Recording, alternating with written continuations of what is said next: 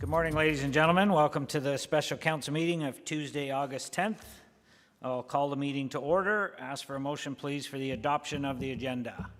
Councillor Elmsley, seconded by Councillor Richardson. Any questions? All in favor? That's passed. Is there any disclosure of pecuniary interest in today's agenda? Seeing none, we'll move right into presentations. No deputations or correspondence, but before we do, just a reminder, we have council here in person today, but we are following distancing and separation protocols, so we're good to go. So item 6 is presentations. Item 6.1 is Kawartha Lakes Long-Term Financial Plan Update Presentation, and I will turn it over to Jennifer Stover, the Director of Corporate Services, to do the introductions. Go ahead. Thank you, Mayor Letham. Nice to see everyone in person today. So we're here to talk, I think this is our second update to Council on the update to the long-range financial plan. We'll give you an update on the capital program. You've got the detailed capital program now included in the report on today's agenda. And so Adam Found will walk you through the capital program, and then the Treasurer, Carolyn Daines, is here to walk you through what's happening with the operating side of the long-range financial plan. So with that, I'll turn it over to Adam.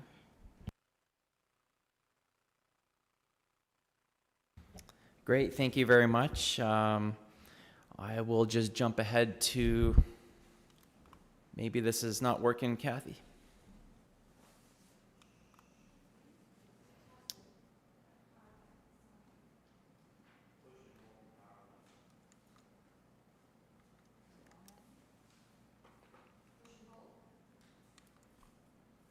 I've pushed all buttons, so I don't know. I'm sorry I can't move the slides, so. All right, I'll try to give you the cues to do so. Thank you, Madam Clerk. So yes, as noted by the Director, we're here to provide Council an update on the status and progress regarding the long-term financial plan, and I will be discussing the capital component of that plan with you this morning. Next slide, please. So that starts off with the capital forecast itself for the next 10 years.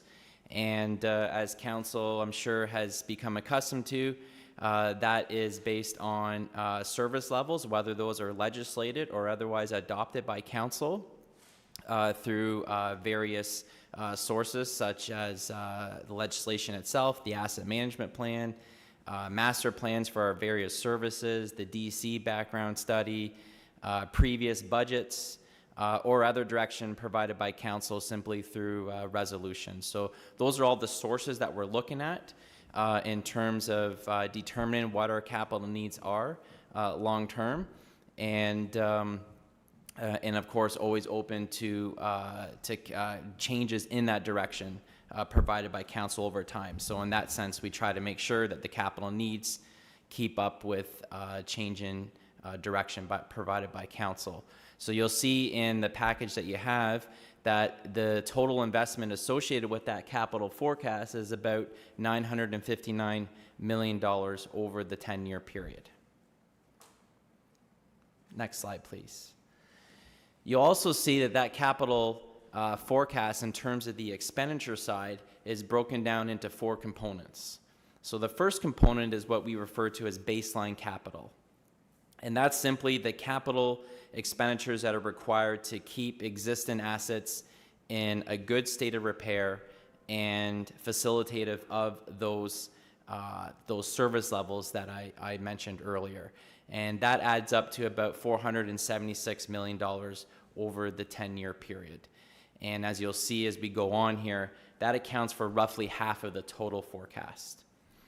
The next category that we have is expansionary capital. That primarily refers to growth-related capital works, but it also includes other expansions, such as those that may be legislated or otherwise directed by Council. A good example would be the replacement of Victoria Manor.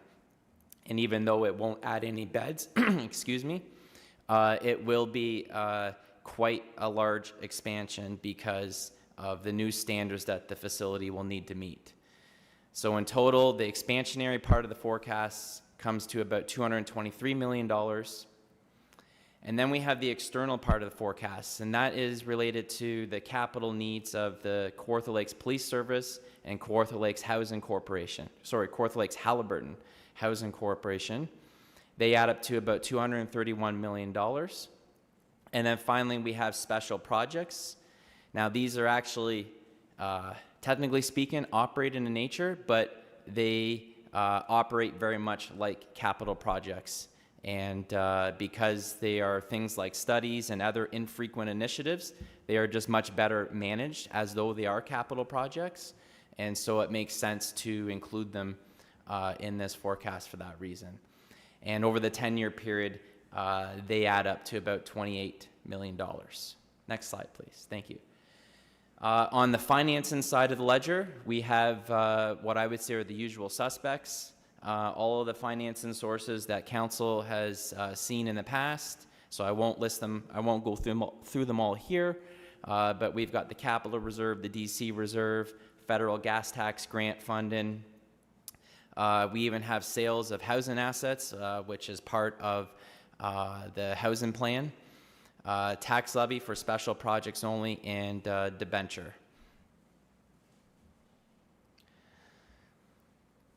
So in terms of the operating forecast, which is where the contribution to the capital reserve sits, that contribution right now in notional terms is flatlined for the entire 10-year period at $9.1 million per year. So that's the current contribution to the capital reserve this year.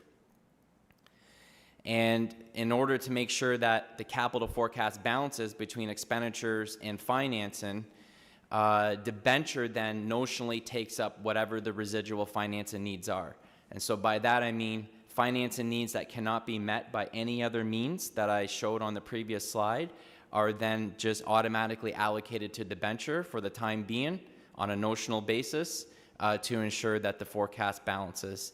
And as I note here, of course that places, when you look at the numbers I just showed you, that places immense pressure on our debt load and our debt limits, which our treasurer will speak to later. So when you look at the financing part of the forecast, there's really three areas that jump out as being under a lot of pressure. That's the capital reserve, the DC reserve, and I know the treasurer will speak to that a bit later, and debenture. So those are really the three areas that are experiencing a great amount of pressure on the capital side. Next slide, please. So now I'll talk to you a little bit about the capital reserve and the challenges that it's currently facing. And right now I would say that the greatest challenge that indeed the whole forecast face is the reserve's contribution. So right now, as I mentioned, that contribution is only $9.1 million annually.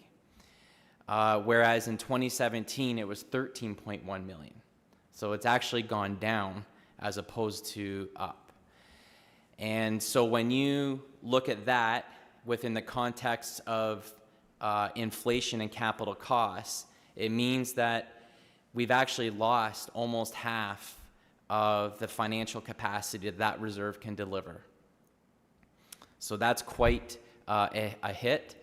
Especially when you consider that the capital reserve contribution was supposed to go up instead of down over time.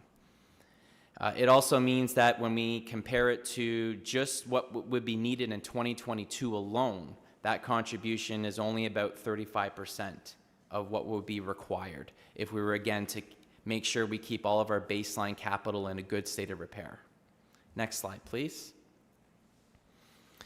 So I've discussed the capital reserve contribution a lot, and that it should have increased instead of decreased. So how do I know that? Well, when I look back to the current long-term financial plan, which is for the 2018 to 2027 period, that plan had the contribution become unsustainable by about 2022, 2023. And so how did it decline? Well, it's one of those stories that's easy to tell but hard to hear. There's really two reasons. Tax increases in the plan were set for 4% a year for 2018 to now, 2021. But when you look back at the actual tax increases over that time period, they average only to about 2.8% per year. The other factor that is played into this is operating costs. So again, in that plan, it was assumed that operating costs would in general increase at about an inflationary rate, which would be 2% a year. Whereas when you look at the actual figures, they've increased by about 5.4% a year over the same period, 2018 to 2021. So when you put those two factors together, it means that something had to give. And the thing that gave was the contribution to the capital reserve. Next slide, please. So those are the two major deviations that I discuss, and I hope I'm giving you the impression that it really does severely compromise our ability to meet just the basic capital needs that we have in terms of replacement and rehabilitation, much less those that are expansionary in nature or otherwise directed by council in terms of upgrades or new legislated obligations. And so that is a situation that is just simply unsustainable if the current prevailing municipal service levels are to be maintained.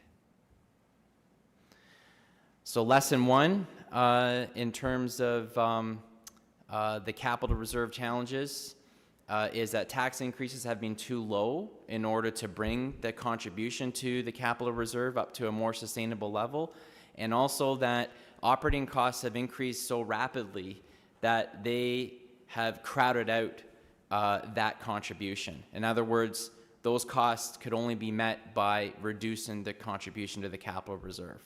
And so those two factors have worked together to put us into the situation that we're in right now. So when we take those lessons into context, what they suggest is that we need to do a better job of insulating, building, and eventually stabilizing the capital reserve contribution. And based on experience in peer municipalities, staff is of the mind that a dedicated capital levy is the way to achieve that goal. So now I'll talk to you a little bit about how we would envision a capital levy in those terms. So first of all, it would provide a segregated revenue stream that would supply the capital reserve, and it would reduce pressure on the city's debt load. It would be designed also to build up that contribution to a more sustainable level and then maintain that level. And not just in terms of the contribution, but also the balance in the reserve.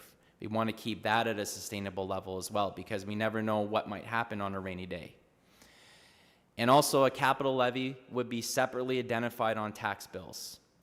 And that would promote transparency. It would reassure taxpayers that the revenue generated is actually going directly to fund tax-supported capital initiatives.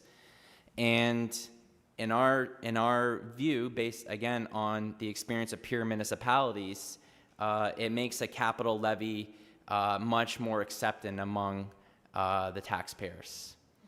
And just to give you a bit of context in terms of the numbers, and this is not a proposal by any means, it's just to give you context. If the capital levy were based on 1.5% tax increases each year for the next decade, then that would bring the current capital reserve contribution from $9.1 million a year, which it is today, up to about $31.8 million by the end of the planning horizon, which would be the sustainable level at that time once we account for capital cost inflation. So that just gives you some context about how a capital levy may work, but it's sort of too early right now for staff to make a recommendation in that regard. Next slide, please. And now, I believe I'll be turning it over to our treasurer. Yeah, Adam, just before Yes. we do, maybe we can just see if there's a couple of questions. So before we go over to the debt portion, maybe we can just, while we've got you at the podium, Councillor Dunn, go ahead. Yeah, thank you, Mr. Mayor. Just a couple questions on the 1.5 specialized tax levy. Would you anticipate that in 2031 that it would be removed or just rolled into our regular tax levy? Yeah, that's a good question. So maybe we can go back to that slide, Madam Clerk, if that's okay. So the example here is based on 1.5% tax increases each year for the next 10 years, cumulative. And then at the end of the 10 years, it would be flatlined then at an inflationary rate, right? So I guess I would envision the capital levy still existing even at that time, but it just wouldn't be escalating like it would be over the next 10 years. Because by that point, it has caught up to its sustainable level. Do you see what I mean? And there would be no need to roll it into the general levy. You could still keep it as an identified levy at that time. But it wouldn't be guaranteed to go into capital. It would be just, I almost said flittered away, and I realized we don't flitter money away. But it would just sort of be out there and spend it as you can type of thing. No, through you, Mr. Mayor, to the councillor, I would suggest that council's direction would be that it is spent. It is to be spent on tax-supported capital. Okay, And so the only way that it could be rededicated or repurposed is if council specifically gave that direction. Okay, I'm not currently planning on being around in 2031, but we'll see. We hope that you're around. And my next question Yeah. is we received a very eloquent presentation from the hospital. And I'm assuming, and I hate to assume anything, but I'm assuming that we're going to help them somewhere along the way. And do we have any idea, or is maybe this for later to Carol, on how we're going to help them? Like, is it going to be, I just don't envision a tax increase. Okay, we got a 3% tax increase, we got 1.5 for capital levy, and we got 1 whatever for the hospital. I find that messy, as in I'm more of a guy that just says, yeah, it's going to cost you 5%, period, and keep on going. You like to get to the bottom line. Yeah. Yeah. Yes. Well, through you, Mr. Mayor, to the councillor, I think the treasurer could speak to that particular topic of the hospital. So just to follow up on your comments, Councillor Dunn's comments, that 1.5 levy you're proposing would be on top of a minimum 3% tax increase going forward. That would be to cover our normal expenses, for lack of a better word, and then the dedicated levy would be on top of that. If future councils decide to go with 2%, we're really defeating the purpose of the additional levy going into capital, because now we're not meeting that needed criteria. Is that accurate? Yeah, that's correct, Mr. Mayor. Of course, it remains to be determined what council would decide as what would be the base increase, and then what would be the capital levy increase on top of that. But you're right, that's the general structure. You have a base increase, whether that's 3% or something else, and then a capital levy would be on top of that, whether that's 1.5% or something else. But you're right. Yeah, but when you're talking about sustainable by 2031, I'm going to assume that that won't just be by having a separate levy. That's going to be the levy plus sustainable tax increases moving forward as well. Otherwise, we're not going to meet that, right? You can't add it here, but then take it off over here and still end up with the same result. Yeah, it's correct, Mr. Mayor. That's right. That's right. The whole plan needs to be sustainable, not just the capital portion, but obviously the operating portion. Okay, thank you. That's correct. Councillor Elmsley, go ahead.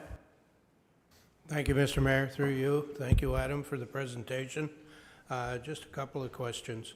Can you tell me, there is talk, plans, whatever, about a new Victoria Manor. Into which category does that fit? I think it was your second slide that showed the breakdown of where it went, and I was trying to determine where it might fit in there. Sure. Through you, Mr. Mayor. In fact, if you look at your package, if you look at Appendix A of the report, there's a Table 2 in there. And Table 2 will identifies all the expansionary capital needs.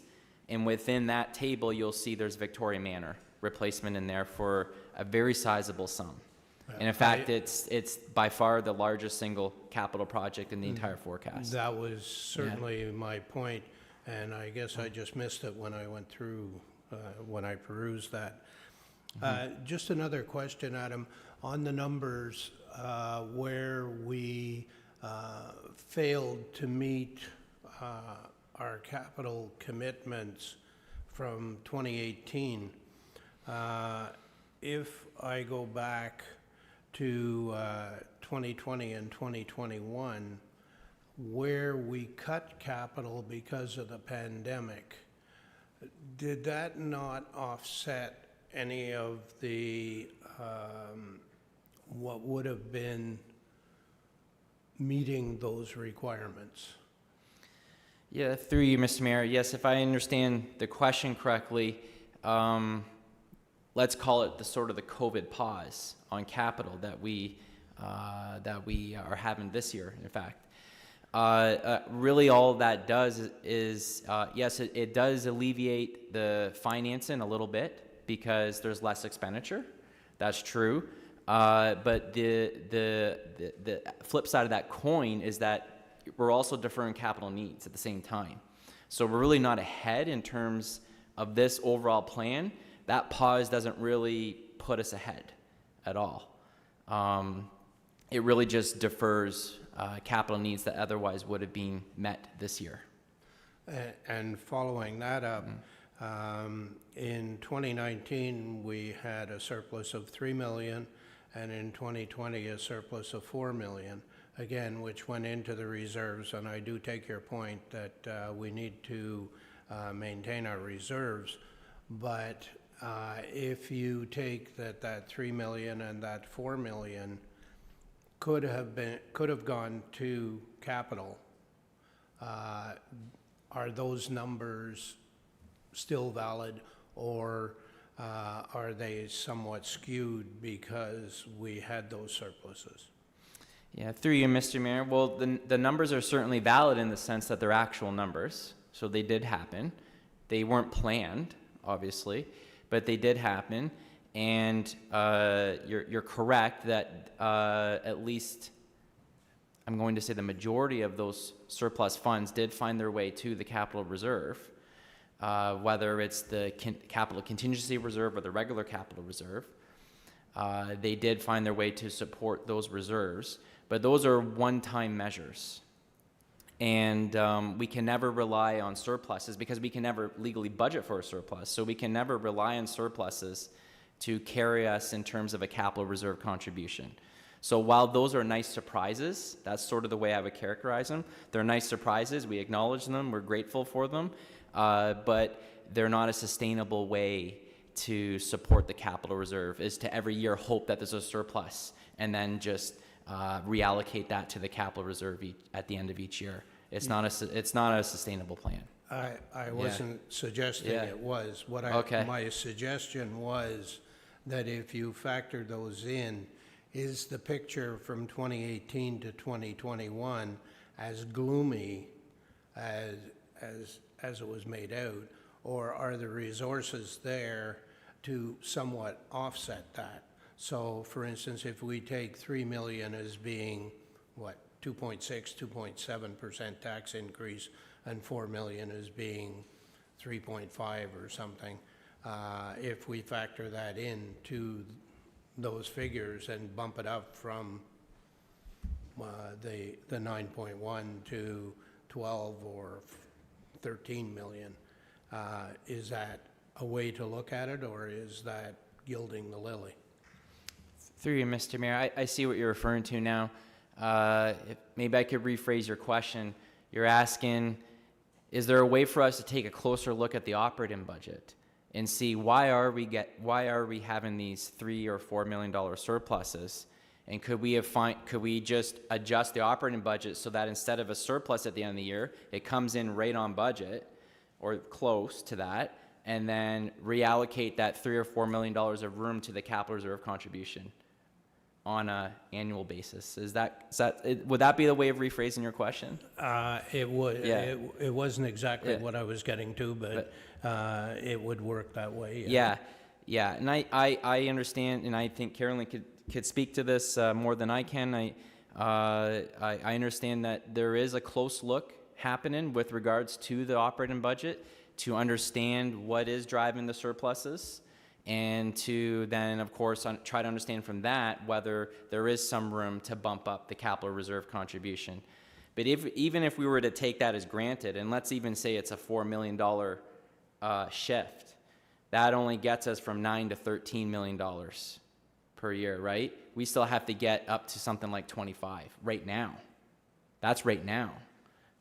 In capital cost inflation, as it moves along, widens that gap over time unless we do something about it. So while it helps, it's really not nearly enough. That's what I would suggest. So I have another, Councillor Riley, but just to follow up on that point if I can. So from a non-accounting perspective, which is me, how do we, I mean, you've got a slide here that says our long-term financial plan assumes 2018-21 assumes an operating cost of 2% increase. Yet actually it's increased by 5.4%. So how can it be over budget every year and yet we're coming through with a surplus in those exact same years? I mean, how can we budget this at this increase? Obviously our expenses are more than that, but we're coming in with a surplus every year. How does that happen? Yeah. Through to you, Mr. Mayor. They really are two separate things. So we have actually three separate things. We have a plan, we have a budget, and we have actual outcome. Three separate things. So the plan said we think operating costs in general will go up 2% a year, which would be an inflationary increase. What was budgeted was something more than that. And what occurred was 5.4%, because those are the actual numbers. 5.4% a year on average for those 4 years. That's what actually happened. And as you point out, those have generally resulted in some surpluses over that time period. I'm not really in the best position to explain to you why the surpluses arose. I think the treasurer could do a good job of that. But it is the reality. So somehow what happened is we budgeted for either less revenue than what actually came in, or we budgeted for more costs than what actually were incurred, or some combination of those. And what resulted were those increases of 5.4% a year over that time. So I think I would defer probably most of your question to the treasurer. I think she could speak to that. Are we going to cover any of that in your presentation? Okay, so I'll wait then. I guess I'm just trying to get my head around, if our costs increase 5.4% on average, really what you're saying is we were actually budgeting 7 or 8% on average over those years to come in with that kind of a surplus, even with the extra cost. That's quite a discrepancy from, the 2% that we had in the financial plan. So I'm struggling with that big of a gap. But if you're going to get there, that's fine. That's fine. Go ahead, Councillor Riley. No, basically you asked the question that I was going to ask, and so we'll get with Carolyn. And the other thing is just how hard and fast is there any flexibility, do you believe, in the 31 million for sustainable in 2031? I mean, it's at council's discretion, I realize that, but... Sure. Yeah, through you, Mr. Mayor, to the councillor, absolutely, council has a lot of discretion. We know there are some areas where it has very little discretion. There are certain services or parts of services that are legislated, don't have a choice, have to do it. Set those aside, there's a vast residual set of services or parts of services where council has a lot of discretion. And as I mentioned earlier in the presentation, what we have done as staff is we've taken current council direction as given in terms of service levels. So through the various means I listed on that one slide, you have indicated to us what the service level should be. And what we're trying to do to the best of our ability is implement that service level or those service levels across all of our services. And you're right that $31.8 million at the end of the planning horizon, which I'm describing as a sustainable contribution, that could be very different based on service levels. So if council, for instance, decided to raise service levels over that time period, that $31.8 million is going to raise commensurately, depending, of course, on the funded mix that occurs for the service increase. But generally speaking, that's what we would expect. So it's true that council has a lot of discretion. Past practice suggests that service levels really don't change a whole lot over time. And so in that regard, I don't really expect the number to change a whole lot, although it could. Councillor Yeo, go ahead. Thank you, and I'm going to circle back to a question I asked a while back through you, Mr. Mayor. We're talking 3% tax increases, 1.5 levy. Now, the 1.5% levy, I would assume, would be across the board, no matter what service level you had, fire area, C, A, B, whatever. Now, the 3% tax increase, and we've always based this on average residential tax increase. So is that 3% based on the average residential tax increase, or is it based on 3% across the board, no matter what service level you're at? I'll speak to it a bit through you, Mr. Mayor, but I'll reserve, I think, most of the answer to the city treasurer. My understanding is that the 3%, let's say, if that were a tax increase that were imposed, that would be an average across the board if it's an increase to the general levy.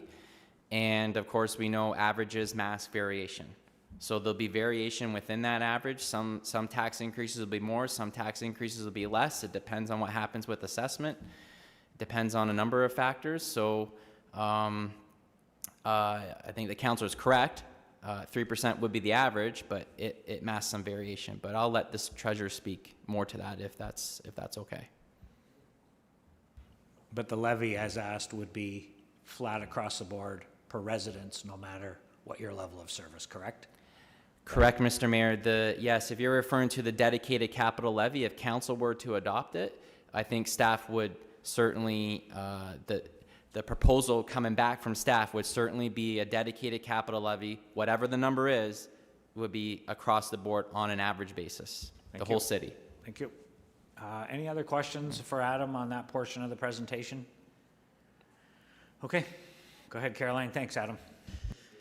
Okay, so my part of the presentation deals with financing for the capital plan. Basically, Adam gave me the capital plan that you see in your appendix, and I verified the financing that he has in it, adjusted it, and then whatever fell out of that to be financed was debenture. So I'm certainly not suggesting that this is the way we go, that we, have a debenture amount at the end of 2031 of $400 to $500 million, but I'm just want to illustrate what the current capital plan will result in if we don't give it a hard look and set some parameters around it. So here we have our current debt limits. You only have really specified tax and water and wastewater at this point. And we knew that with the affordable housing plan, KLH had to have a debt limit. And as well, it's becoming apparent that our development charge debt also needs an upper limit as well. So as you have done since we've established the debt limit, we've done these special tax limits in the special tax debt on the second line there, that's 68 Lindsay Street, Bobcaygeon Beach Park, et cetera, where those debentures, as they decline, they don't create room for the limit, within the limit, so they decline and they retire, and we don't have any extra, we don't always have that 38.9 million. And the special water and wastewater debt is similar. It's for the Lindsay Water Treatment Plant. It has not been debentured yet, but once it's debentured, as it declines, it will not create room as well. So right now, our balance for 2020, we're all within the limits that we have established for the tax and the water and wastewater. Our development charge debt is 24 million currently. We have tile drain debt, but that's covered by a grant or money from the government to pay, basically, so it doesn't factor into our debt. In the end, KLHHC currently has $10.6 million in debt, and our Northwest Trunk debt is developer paid and just becomes a receivable on the other side, so it's matched and offset. So by the end of 2031, following the capital plan that's presented in that appendix, we will have tax debt of $201 million. Our special tax debt will almost be paid off with $4 million, still remaining to be paid. Our water and wastewater will be up at $60.6 million. and our special water and wastewater debt, Lindsay Water Treatment Plant, will be at $6 million. Our development charge debt will be at $118 million, and our KLHHC, given their requirements in their affordable housing plan, will be at $170 million. And our Northwest Trunk will be totally or almost paid off at that point. So we have a total of debt outstanding at the end of 2031 of $564 million. Obviously not something we are recommending. Next slide, please. So here's our new debt. And as you can see, it's a little tiny, but the big yellow amount there is the manor. And that's in 2025 when the manor hits. That new debt, as Northumberland is currently in process of building a new long-term care home, so I've been talking to the treasurer there, and the government does cover off the interest portion of that debt, but the principal portion will be expense in our operating plan going forward. So there's a significant amount of debt for that. As you will see in the latter part of the plan, the big amounts are the KLHHC. There are several projects at the end of the KLHHC plan that really haven't been assigned a location presently, but are a requirement of building the number of new units that is required in the city's plan. The blue amounts at the bottom are our tax levy debt, and they tend to be rather high as well. The baseline debt that Adam spoke to actually requires about $15 million in debt each year, which is a little bit higher than what we normally would budget of $4.5 million in new debt each year for the tax side. The water and wastewater side does not contribute a lot to their debt over the plan, about $20 million, but still would be in excess of the debt limit we have set for them. Next slide, please. So this is just a graph illustration of the total debt that I showed you in the very first slide that we talked about, of it steadily rising to over $500 million by the end of the plan. Next slide, please. So the development charge reserve activity was something that is very concerning. I did a projection of where the development charge reserve would end up at the end of 2021, or 2031, sorry. And we used $5 million as debenture charge collections at that point. We have been averaging $3 million or less up until this year, where this year we are projecting $10 to $11 million being collected, and that includes deferrals that we have approved for them to defer to building permit stage. We've included that amount in there as well. But it's the amount of debt that is coming out of that reserve as well that soon, if $5 million is only coming in and you're spending, for example, in 2024, you're spending $20 million in that year on capital as well as debenture debt, on the fact that we have to go out and borrow to bring the DC reserve back to zero. It's getting to the point where you're going to be having to use your tax levy to pay your DC debt rather than DC collections, because there's simply not going to be enough. Unless I'm too conservative with the $5 million, and perhaps it's going to be higher, but that's a big unknown in the plan for sure. Next slide, please. So here's our annual repayment limit, and we've talked about the annual repayment limit in most of my presentations for financial statements at the end of the year.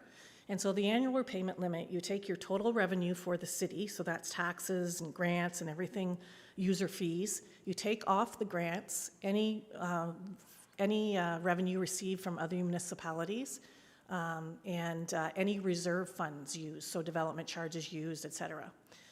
And then you take 25% of that amount, and that is your annual repayment limit. So we start our annual repayment limit at about $48 million at the beginning of the plan, and it rises to $61 million given increases in tax levy. In the operating plan, which I'll discuss after, we have increased, we have done no increases to grants in the plan, but we've increased tax revenue by 3% each year, as well as the 1.5% of dedicated capital as well. So the yellow line is where we actually are. So we start with about $18 million in annual repayment limit compared to a $48 million actual legislated limit. And we rise to almost $50 million in annual repayment compared to $61 million in legislation.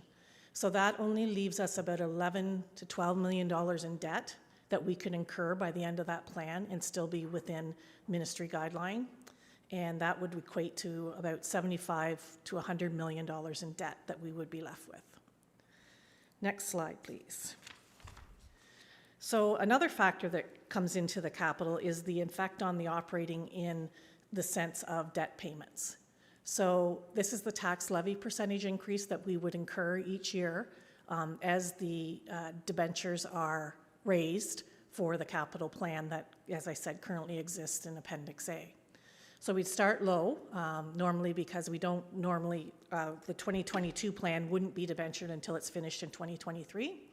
And then we have our big jump with the manor for the principal portion only, not the interest portion. 2027 is a light year, and then we continue to increase to 2030, and then 2031 is a slight decrease. This includes KLHHC debt as well. Next slide, please. And not to forget that even though this is about the tax levy side, the water and wastewater fee, based on the debt that would be required in that plan, would require significant increases in fees in that budget as well. So the 2022 starts at about a 1% increase. We have a big spike, and that big spike is the $10 million Lindsay Water Treatment Plant that we currently have recorded as a special debenture. And it would require almost an increase of $9 million in tax payments, as well as the other growth projects and normal water and wastewater projects too. I just didn't want to lose sight of the fact that we're talking about the whole plan, not just the tax levy plan when we talk about debentures. Next slide, please. So now we have the debt servicing ratio. And I did discuss this one quite extensively as well in the financial statement presentation that I have done. So we have a debt servicing ratio that the ministry says between 5 and 10% is medium risk. Anything below 5% is low risk, and anything above 10% is high risk. So you would definitely not want to go into the 10 to 15% range. My comfort level's more the 7.5 to 10%. So I've used as, just for this example, a 10% debt servicing ratio. And that is the yellow line that's straight across there. So we do well until about the 2026 year, where we start to exceed the debt servicing ratio of 10%. Now, a debt servicing ratio uses all of the revenue that the city raises, including grants, including deferred revenue, municipal revenue, that sort of thing. So, so that would be risky in a way too, because you've got grants in there, and it is. We'd like to move away from relying on grants, but unfortunately that's not our reality right now. Although they have been increasing over the pandemic, I'm sure that's about to reach an end at some point. But we'll just ride the wave as we can, I suppose. But so there has to be something done with the capital plan at a minimum to bring this below the 10% in those last 5 or 6 years. And I think a little bit of it, or a lot of it, is the manor, because it's a $58 million debenture hit to the debt payments. So that could be part of the issue, and then the later years of the KLHHC plan. Now, this is a whole combination of debt, so it's tax levy debt that's over 10 years, it's water and wastewater debt that's over 20 years, and the KLHHC is over 30 years. And for the purpose of my calculations for this analysis, I use 3% as my interest rate.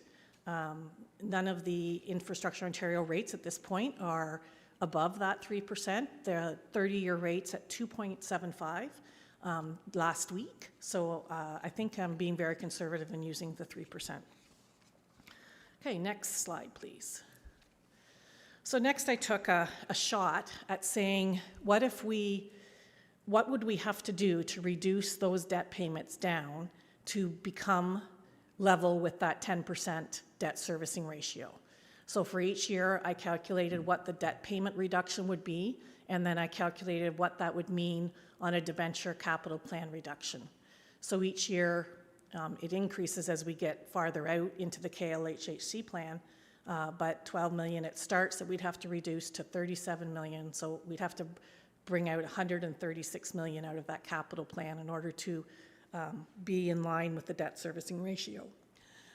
However, that doesn't, there's debt limits that we have to set. There's annual repayment limits that we have to set that council feels comfortable with, not just the debt servicing ratio as well. Next slide, please. So the operating forecast, I'll move on to that for a bit, and then I'll conclude on the whole plan. So we met with departments last year during, I think it was in 2020, we met with the departments and sat down and discussed where they felt expenses were heading in their area and if they knew of any large expenses that were coming down the pipe for them. So we've built those into the plan. We looked at all of Caroline? Yes? I have a question from Sure. Councillor Dunn, so before you get off the debt, maybe just tackle that before we get too going. Go ahead. Yeah, thank you, Mr. Mayor. Going through the debt, there's three that jump out and bite me. There's the manor. We have a fairly aggressive plan for affordable housing, and of course the Colburn Street Bridge. Those are the three biggies that jump out and bite me. Of those plans, is there a possibility? Okay, I'll take the manor to start with. I realize that we want a Class A manor and so on and so forth. Are we required by law to have a Class A, or is a Class B good enough to get us by? And I'm going to ask that same question. I recognize that on the bridge, we're potentially receiving development charges, so we're taking money. At some point, we have to actually provide the product. And then, of course, affordable housing is near and dear to my heart. Are there ways we can scale that back? Any one of those three, all three, not do some of them? Unfortunately, those are questions I wouldn't know the answer to. I don't know if Jen would, or if Rod would like to talk about the manor, if he's around, or Janine. I'm sure we have choices. Doug, maybe? CAO, go ahead.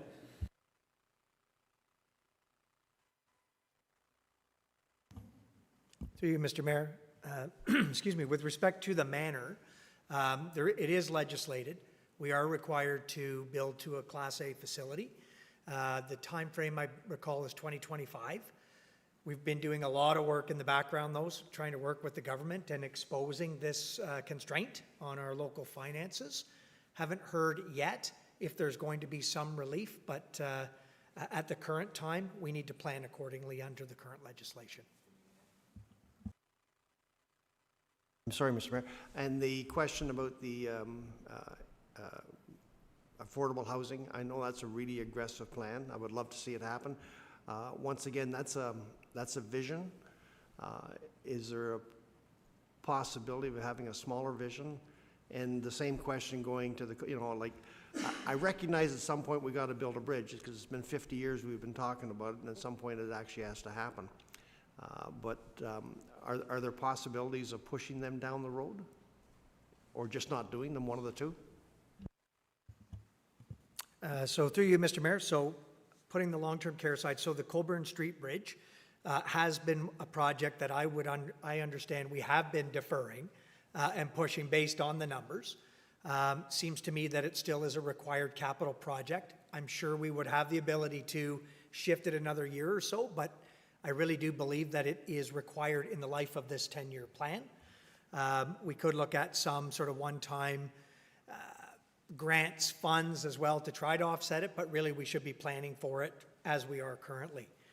With respect to affordable housing, as you know, we're the we're the service provider for both Haliburton as well as Kawartha Lakes. And so this is a 10-year forecast for affordable housing for the entire portfolio. You have reviewed that plan in the past. Probably, again, there is, whether it's us or through KLHC, the ability to shift projects a year or so down the line. It still would be prudent to look at it through the plan's context and look at that funding. I know one of the other areas we're looking at is payback on that, sort of what's the life cycle or timeline, because some of those new units obviously have rental income and some incomes that may help from what is traditionally debt taken on. So we're looking at some options to see if there's ways to accelerate, but overall, at this stage, I think all of those projects need to be at least considered and accounted for in the 10-year plan at some point. Fine, yeah, I just, I thought I'd put the question out there, and I'm not arguing against it, I'm just... Thank you. Any other questions up to that point for Caroline? Yeah, Councillor Ashmore, go ahead. Thank you. Through you to Caroline.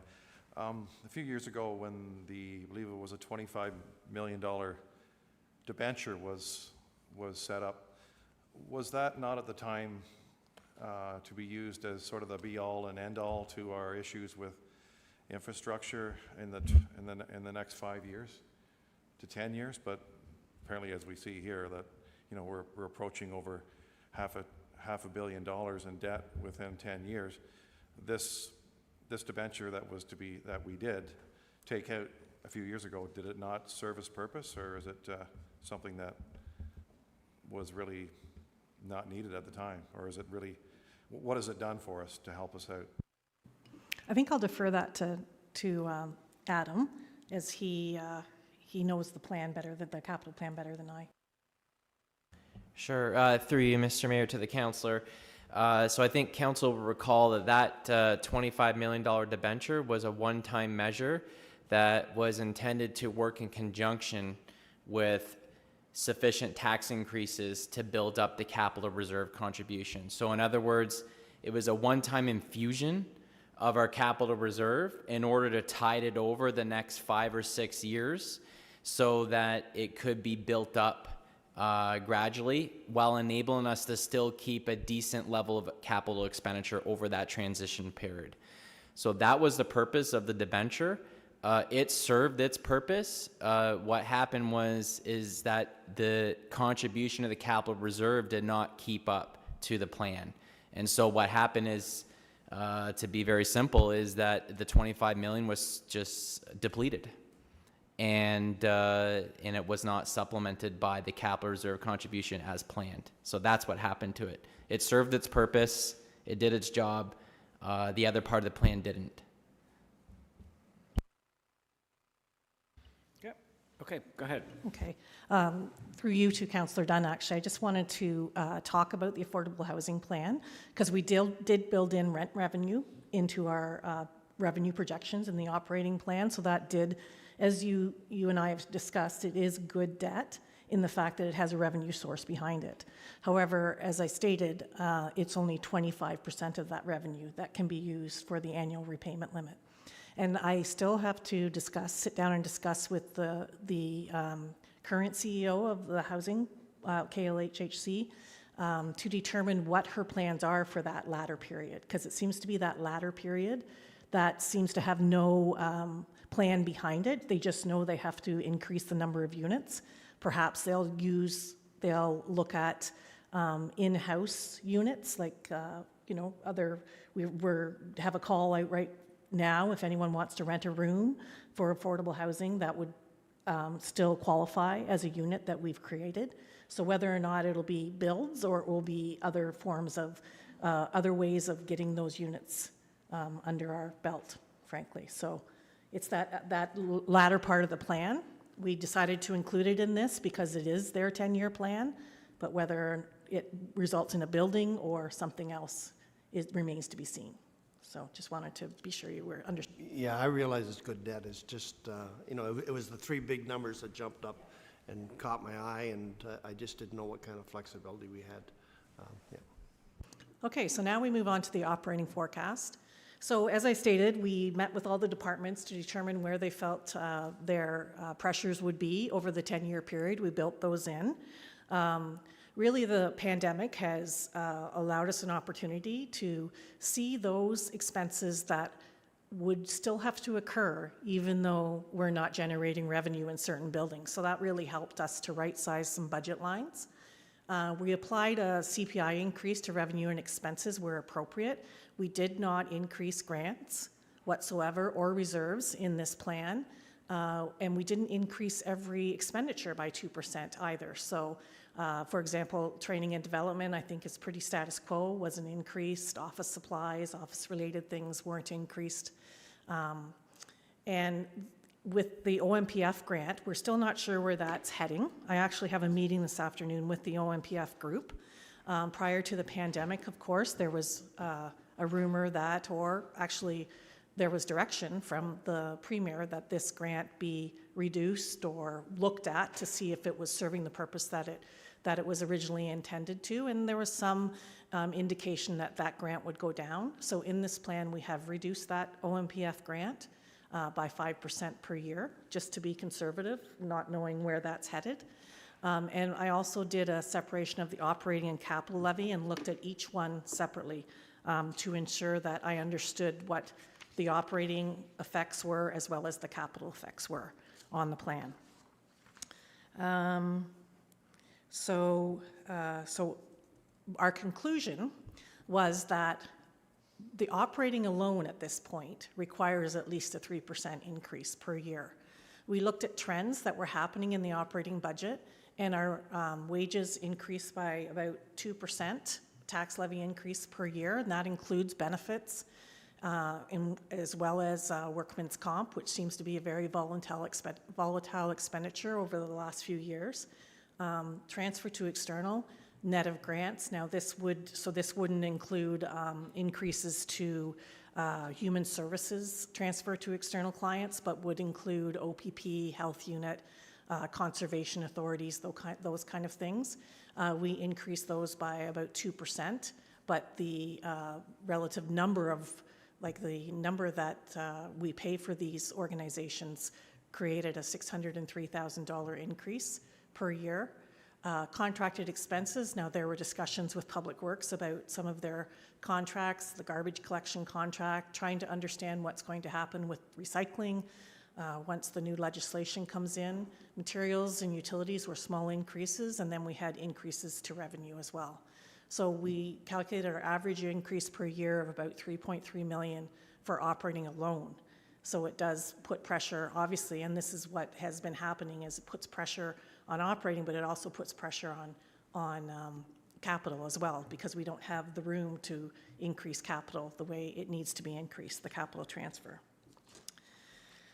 So, so I'm going to address, before I go to this next slide, why we have surpluses every year. So you have to understand that, obviously, a budget is an estimate. And we don't know at the start of the year, for example, how bad the winter's going to be. We don't know how many ambulance calls we're going to have, how many fire calls we're going to have. So there's a lot of volatility in those budgets. As well, we have grants that come in halfway through the year that we're not expecting. So we use that to cover expenditures rather than the tax levy that we had anticipated we would need. One of the big things that we did to assist in getting the operating budget right is to move the special projects out of the operating and into a special project budget, so that, for example, I know there were some planning studies that were being done, and each year they never seemed to progress the way that they thought they were. Say they budgeted $100,000, they might have spent $10,000. So prior to special projects, that $90,000 would flow to the bottom line and create a surplus, whereas now it sits in a special project. They have $100,000 to finish that study, and it sits there until it's done. So it doesn't create those surpluses anymore. And we did keep capital at zero because of all the pressures that were in the operating budget, or a 0% increase, meaning that we kept the capital transfer to reserve at 0%, but we increased the debenture principal and interest, which is a fairly large component of the capital budget that flows through to the operating side. So what we do when in Treasury, when we estimate what that debenture principal and interest is going to be, we figure out which projects are going to be finished in that year. So there is still about 13 million left at the end of 2020, still to be budgeted for prior year debenture approvals.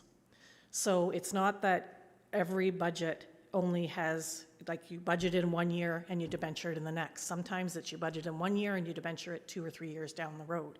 So there's always that give and take in that plan that perhaps you're going to be a little bit too high on your debenture estimate, so then that flows through to the bottom line as well. So there's lots of moving parts in an operating budget that require you to budget them because you're just not sure where it's going to land, but then in the end it results in a surplus. But keep in mind that those levels of surpluses are only about 1% of the total budget. So that's fairly, you know, if we were having $10 million in surpluses, I would certainly be concerned, and we'd have an issue then, for sure. And the big $4 million surplus in 2020 was all COVID related, because we were very prudent, council was very prudent in saying, stop everything but essential and ensure that, you know, you're not spending on things that aren't required, because we weren't sure that the government was going to fund us, and then they did, so. Okay, so overall, this whole plan, it really indicates that we do need to look at both operating and capital and try to bring them down to a level that council feels is acceptable. So in the projection of operating, I did keep the capital levy consistent at 9.1 million, and as Adam has indicated, that certainly isn't going to help with the capital plan that we have currently in front of us. As well, I did include a dedicated infrastructure levy of 1.5%, but I didn't accumulate it. I only used the 1.5% each year of the tax levy. I didn't say that the 9.1 then moves to 10 the next year and you add 1.5% onto that. So that would be a help in this plan for sure. So increased tax levy requirement of 3.5% to cover debenture principal and interest each year. I don't think that that's understood that is a big draw on the operating budget. As well, we have operating, so we need at least 3% to cover the pressures and expenditures and grants. Where we didn't, as I said, we didn't increase grants, we reduced OMPF, and it's a very conservative plan in the fact that it still requires 3%. Reveals that there are quite a few pressures in that. However, we have done a service level, or the council has done a service level review, and at this point, this is the level that is needed to support the services that we provide. So I just wanted to indicate that a 1% in operating equals a reduction of approximately 1.1 million. So we would keep that in mind when you're looking at operating. And so we need a reduction in the debt capital needs to bring this plan in under the debt servicing ratio. So when you look at the recommendations that we have in the report, basically is outlined as what Adam and I have discussed. We want to use this long-range capital plan that you have in Appendix A as a starting point to look at what we could push out, what we could reduce in the plan in order to come in under that 10% debt servicing tax ratio. We need, as Adam stated, a tax-supported capital levy dedicated to supporting the capital reserve. We need that debt servicing ratio to be at least at a minimum or no greater than 10%. I'd like to see it a little bit lower, but we're not indicating what that would be at this point until we can get a look at the capital plan. And we need to establish limits for all those categories of debt that I discussed: tax levy, water and wastewater, KLHHC, and the DC tax debt. And I think we need, even I've seen in other municipalities where they've stated that we need to have DC collections of X in prior years in order to move forward with growth projects. So we're going to be looking at that as well. And then the next recommendation we have is that we want to use the annual repayment limit, set a percentage of annual repayment limit that we'll use. Obviously, the annual repayment limit will go up as taxes go up, because that kind of informs the plan, informs the annual repayment limit. So we want to say we only want to use 40% or 50% of that annual repayment limit, and that we are going to use in future long-term financial plans the assumption that annual tax increases will be approximately 3% at a minimum, as well as that 1.5% for the dedicated capital levy. And that concludes it, if anyone has any questions.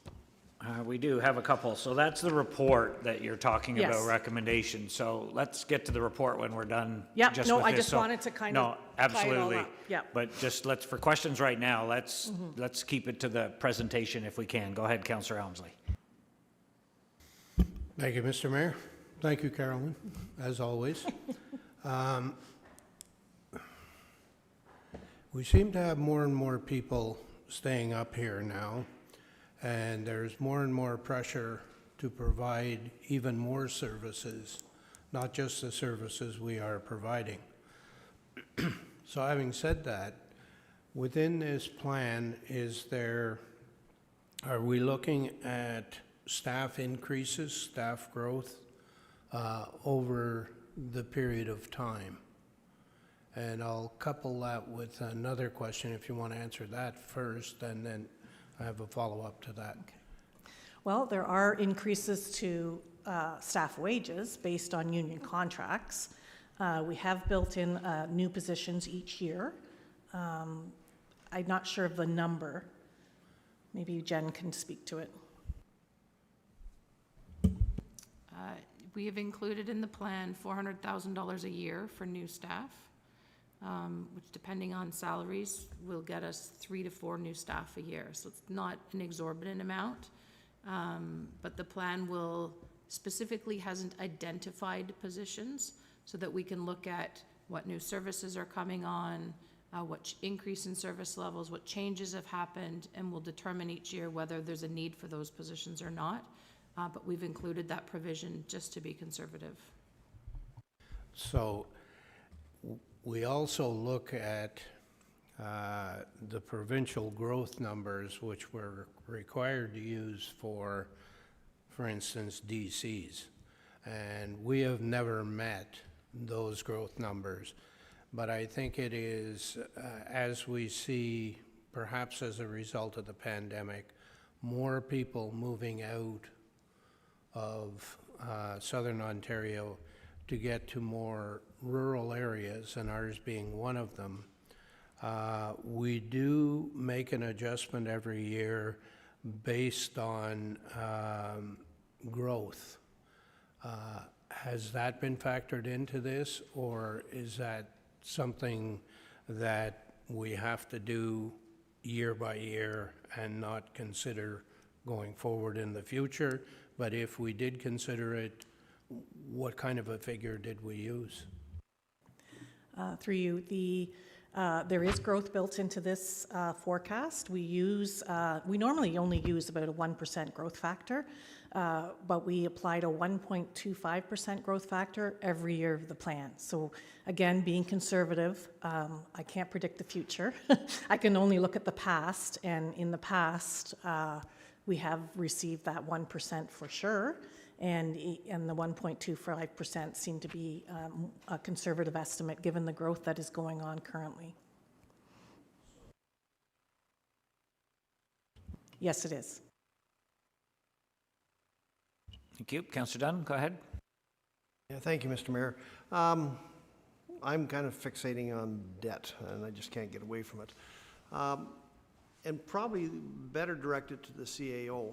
So when we talk about Victoria Manor, we've got a Class A plan in place.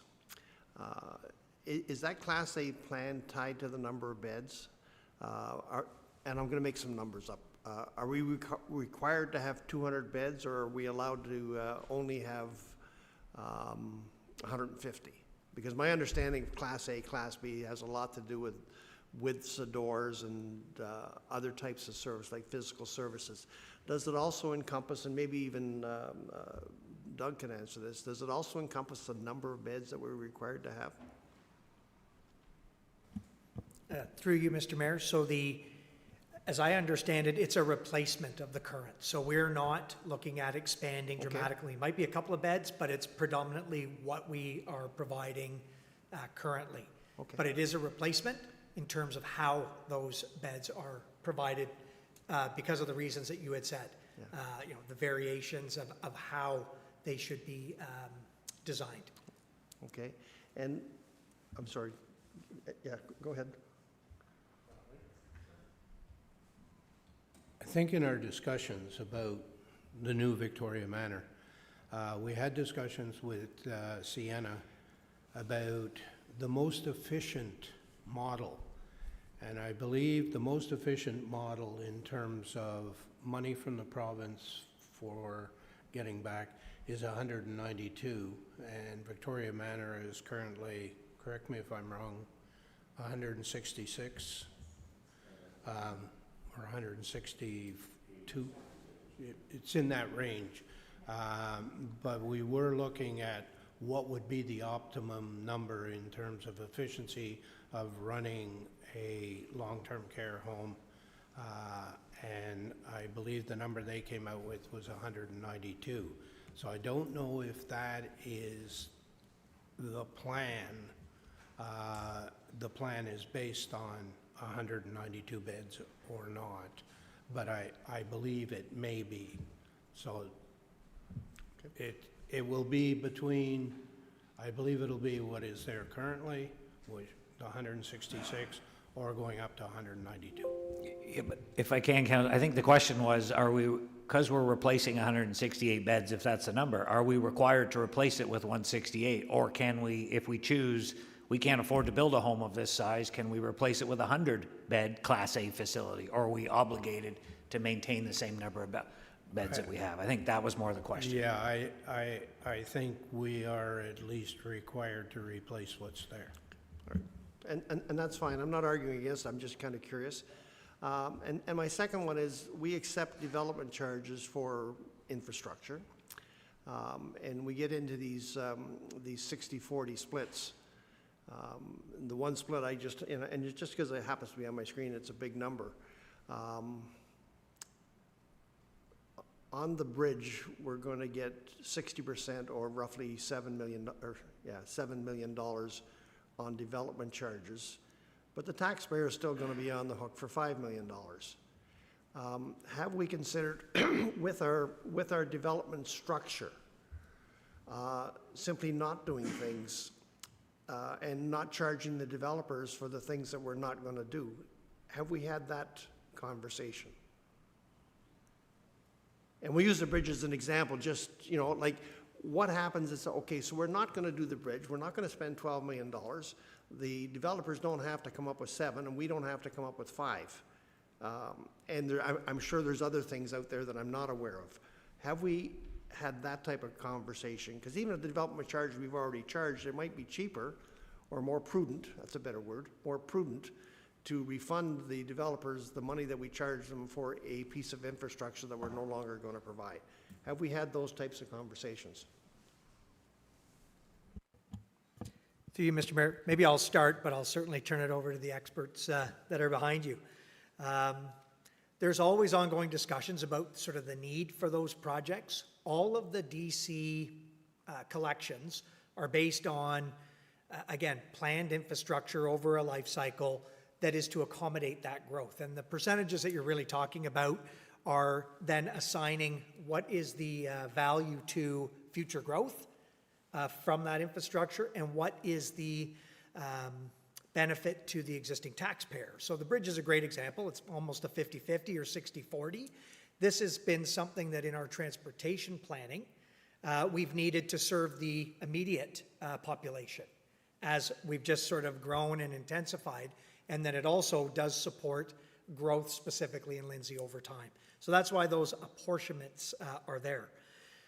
Council always has the ability to look and say, I'm not sure that this is sort of a needed project to attract or support either that growth or existing, and then we would do it through our DC reconciliations sort of over time. And those projects would then be removed. You would then have a new gross costing, and then it would be apportioned accordingly.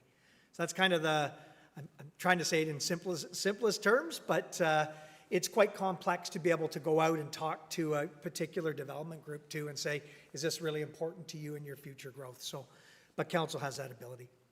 Thank you. Thank you. Councillor Seymour Fagan? Thank you, and through you to the treasurer. So we were talking about increases in population. And increases in services.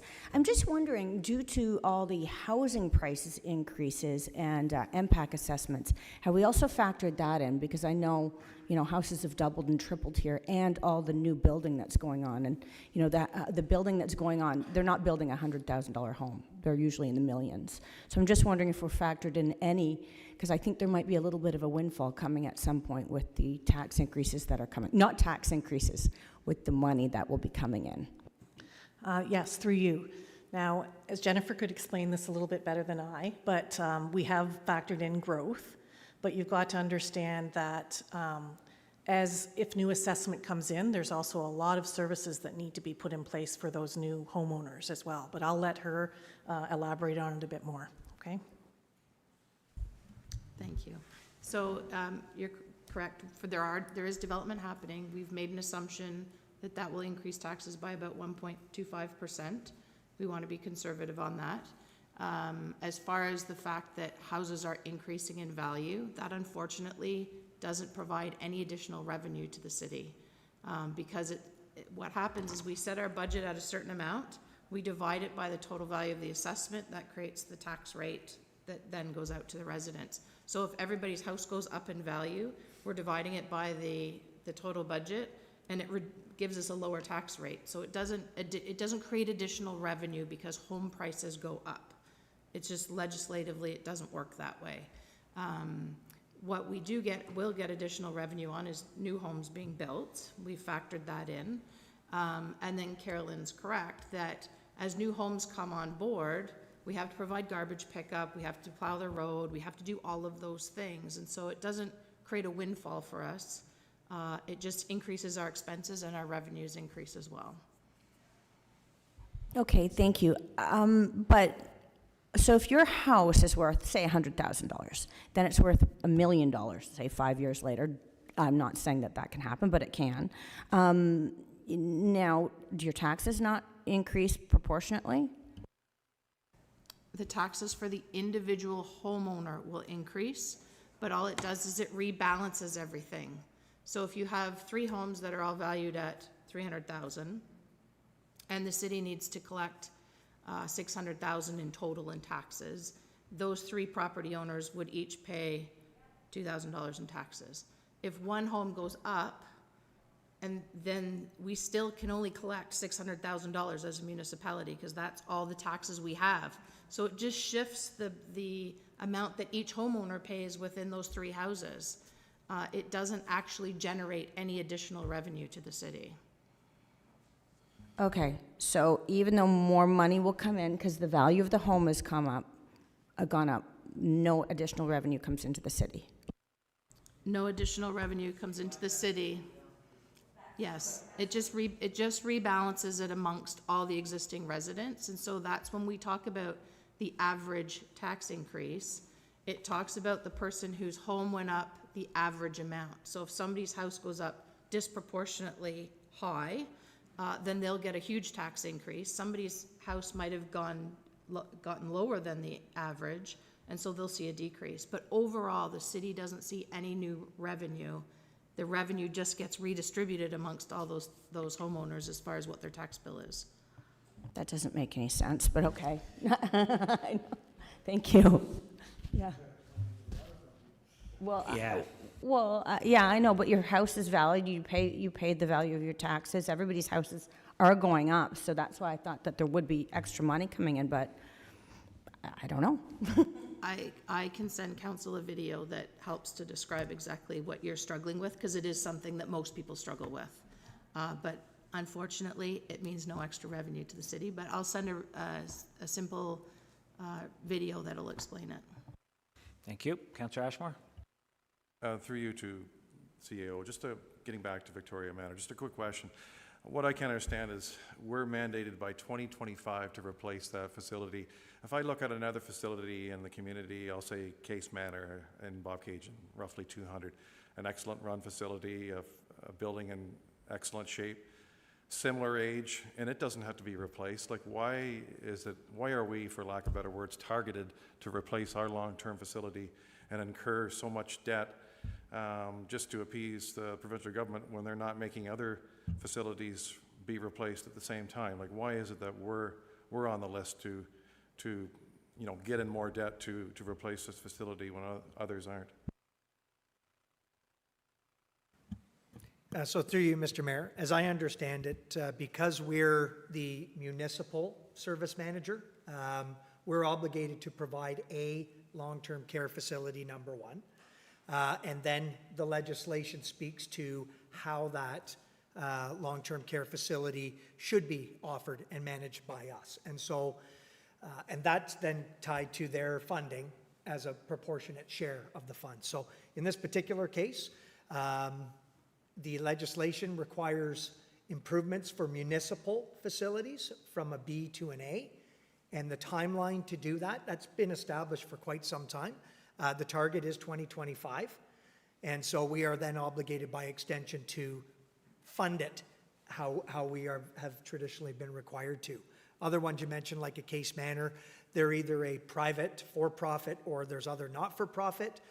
Some of them can continue to operate as Class B facilities entirely. And if they offer Class A, then they enter into an agreements with the province, and they're funded sort of differently and accordingly.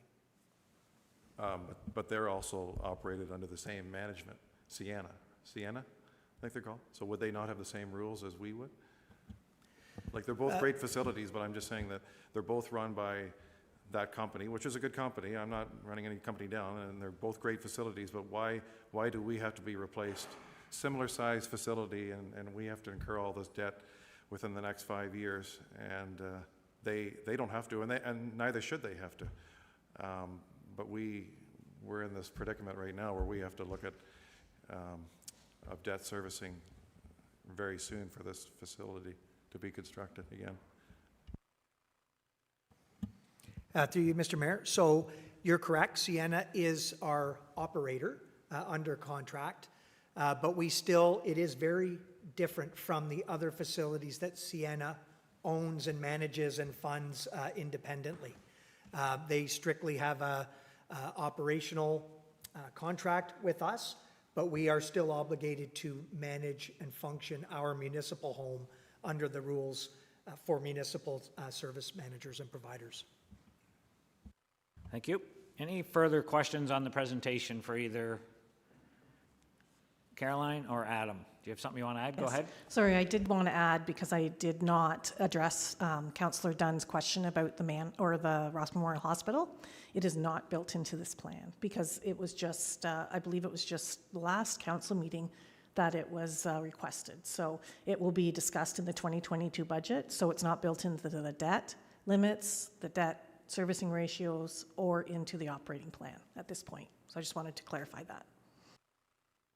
Thank you. Councillor Yeo, go ahead. Thank you, and I was just going to ask that question. So why wouldn't we, I don't want to speak badly about the hospital or anything, but why would we put a levy on for a hospital when it's totally a provincial initiative to fund for health, to fund healthcare? And why wouldn't we put our own levy on for Victoria Manor? Like, why wouldn't we distinctly put that on, given that we're coming out of COVID, and not that the redevelopment of Victoria Manor has anything to do with COVID, because it did start probably a decade ago. But coming out of COVID and the spotlight on old age, why wouldn't we make that very clear on the tax bill that this is a levy for Victoria Manor? It's a huge amount of money, and instead of just rolling it into the general debt, I think that's where we should be showing a levy on the tax bill, because I think people say, oh, yeah, that's long-term care, that needs a special levy. Has that been thought of? Sorry, that's a question, I guess. Who are you directing your question to? Sorry. CAO? Anybody wants to answer? Okay. Go ahead. Through you, Mr. Mayor. Actually, great comment. I mean, so I would say there's been thinking behind it in the sense that we're proposing a capital levy, and it's entrenched in the capital plan, and you saw that it was one of the top 3 sort of major expenses.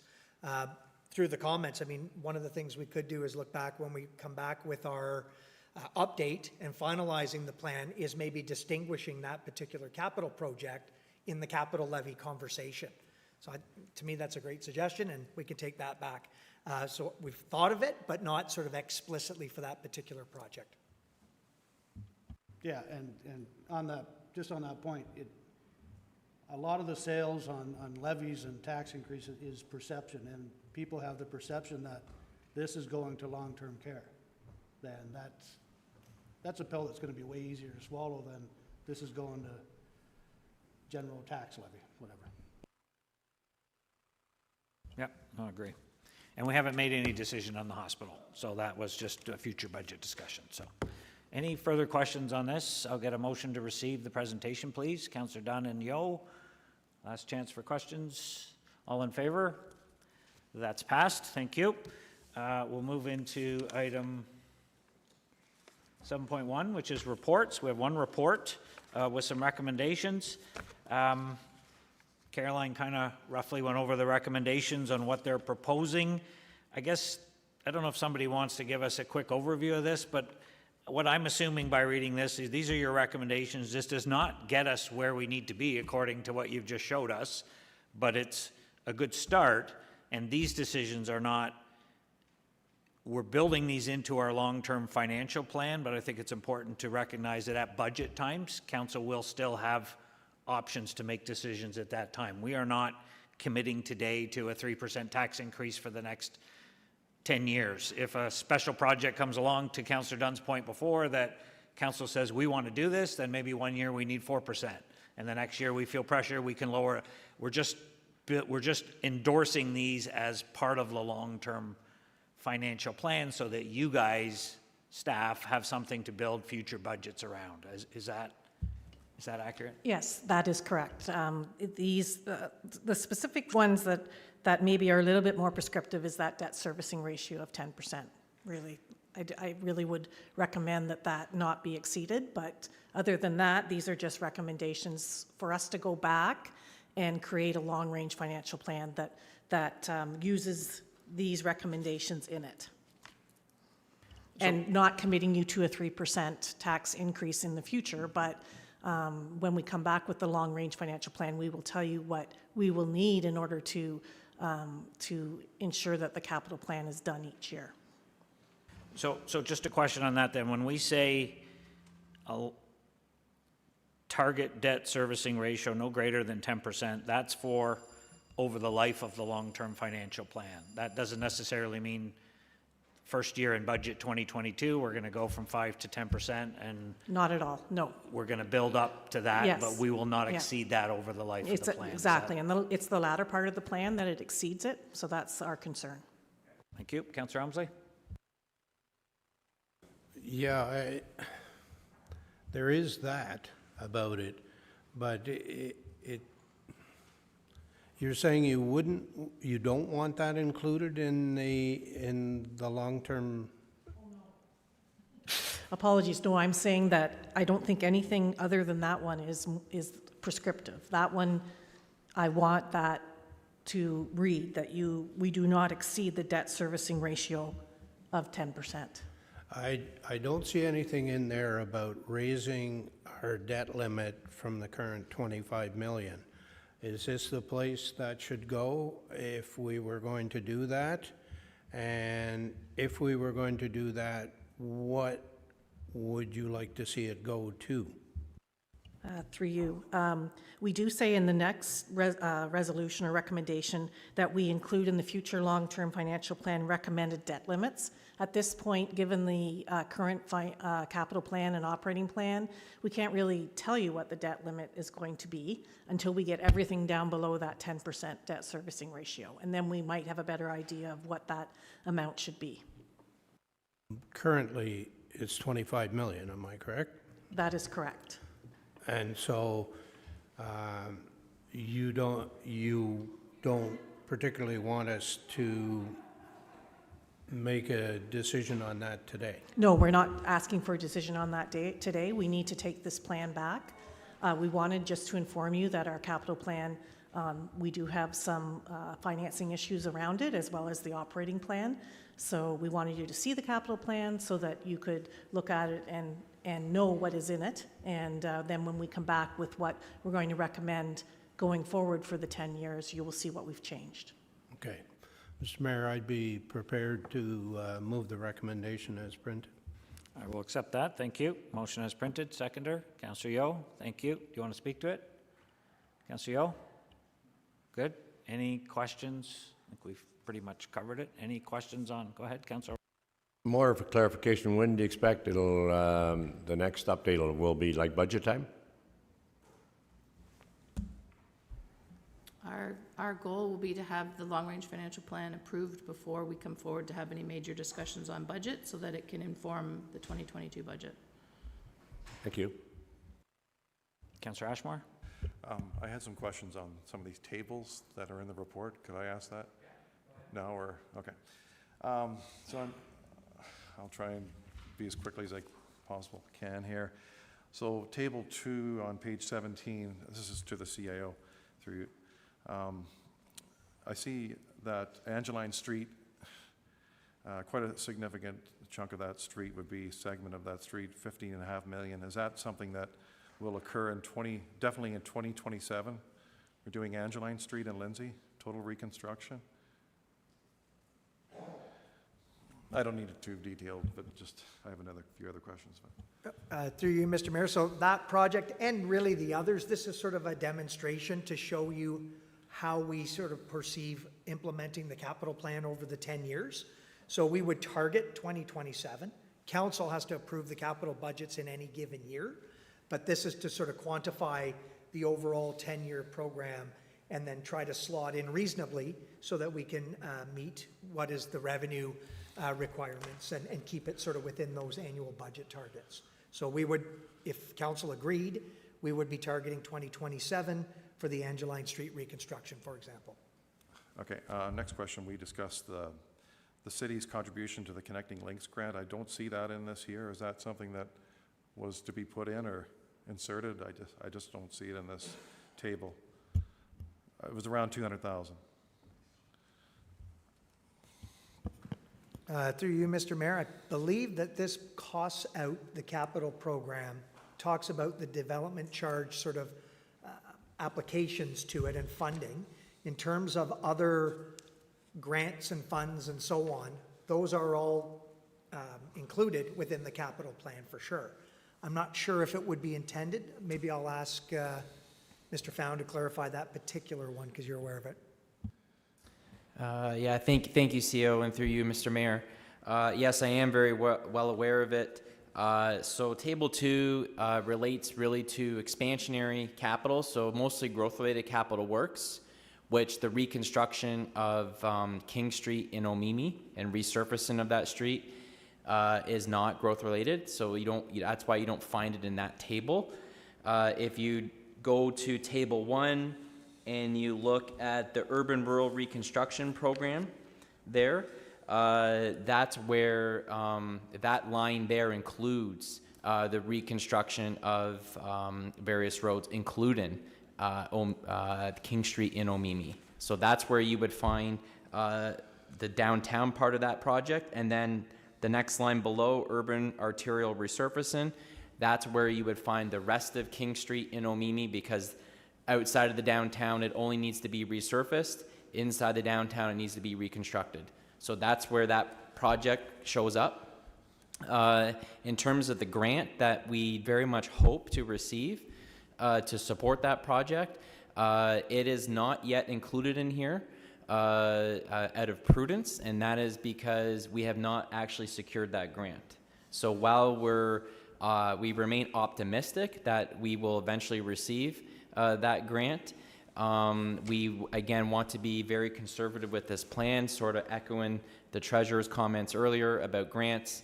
We don't want to put a grant in here that we don't know yet is secured, and so that's why it doesn't show up explicitly here.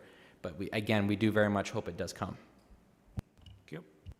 And, okay, and further on that page, on table 2, page 17, we have 2 intersections here, signalization. I assume that's, whoever can answer this, please, traffic lights. I know of King Street and Dean Street, but I wasn't aware of King Street and Sibley. They're very close to each other. I'm just wondering why we are paying, budgeting an extra $300,000 for another set of traffic lights that are really close to each other on Highway 7. Anyways, maybe staff can look into that. On page 18, under paramedic services, Omimi Base, I just got an email from Chief Meadows and said he was working with me to try and get it into the 10-year plan. I don't see anything for Omimi, for potential Omimi Base up until 2030. There's nothing at all there. We had a meeting here and I had a motion that was passed that we would have at least some discussion or budget as to what it would be for a base, a new EMS base in Omimi. I don't need answers, and maybe just take notes and I can get the answers later. Table 3, page 19, Kawartha Lakes Halliburton Housing Corporation, 68 Lindsay Street North.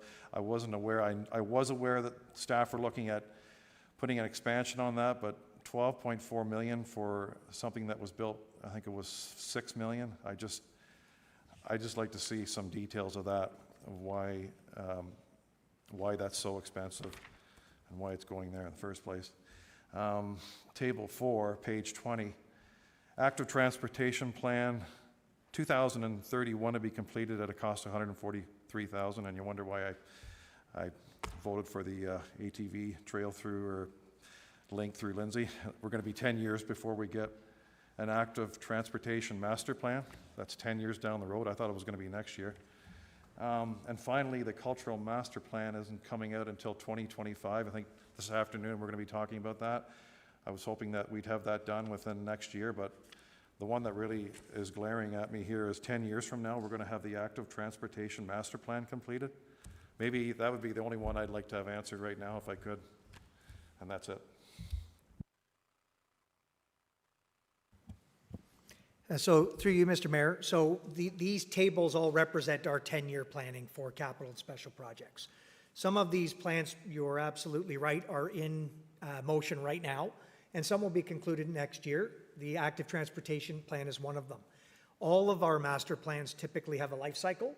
Most of them are 10-year plans, some are 5, and so they need a refresh anyways and an update. So for active transportation planning, the good part is we'll finish one now, and then we put provision in 10 years from now to update that plan as needed, because again, the life cycle of that particular one to inform any budgets will need a refresh. So you're going to find there's a number of, same with the cultural master plan. A lot of work being done there. There'll be cultural master planning done and cultural center planning in the next couple of years and quite frankly right now. But we have provision in to touch up and refresh these various plans where it makes sense. So that's, I think that covers the studies. The Omimi base, as I understand, is not within the 10-year plan for an actual capital improvement, which is why it wouldn't be listed, but it certainly is part of the paramedic master planning, and then it would be brought into the plan when it was sort of appropriate or targeted or forecasted. The signalization projects, again, they're based on our sort of annual planning. I believe with this one, this is signalization that is predominantly DC funded, but we want to make sure that those projects are highlighted in their years and categories. But certainly made a note on those ones on King Street. We could follow up as to why there's 2 and why they're the locations that are forecasted. Okay, I just want to get clarification. So the cultural master plan says 2025 and the transportation master plan says 2031 in this, but you're saying it'll be coming out next year? Like a preview of some sort? Through you, Mr. Mayor. So again, we'll be at a new planning cycle in those given years. So there's a cultural center master plan that's occurring and will be refreshed. In 5 years, we're forecasting that it's going to need some work or an update. Similarly with the active transportation plan. That is actually out now and has been initiated. There will be a final plan that's adopted by council, I believe, next year, What we're suggesting is that then 10 years from now, that's the typical life cycle of an active transportation plan, and it will need some updates. So we're making provision, it's still within this forecast period. That's why that number is there. So it'll actually be done twice over the life cycle. Those plans are in this year's budget, so that's why they're being done now. You're not seeing them on the immediate plans, you're not seeing on this plan, because this is a forecast starting next year. So the active transportation plan is in this year's budget. What you're seeing is the next active transportation plan that they're planning on doing in 10 years from now. So that's why it's in the next forecast, okay? It's the next phase or the next one. The next one. Every 10 years, we're going to do some of these plans, so they're already budgeting 10 years down the road for the next one. So that's not the one that we've been talking about doing now. That's in this year's budget, so. Okay, any further questions on the report? We have a motion in front of us as printed. I'll call the question. All in favor? And that is passed. Thank you. We have nothing for closed. Confirming bylaw. I need a bylaw to confirm the proceedings of a special council meeting of August 10th, 2021. Please, Deputy Mayor O'Reilly, Councillor Vale. All in favor? That's passed. And a motion to adjourn. Councillor Yeo and Dunn. All in favor? That's passed. And we'll see you back here at 1 o'clock for our regular meeting. Thank you. Thanks, Caroline and Adam. Appreciate that. And Jen, as always.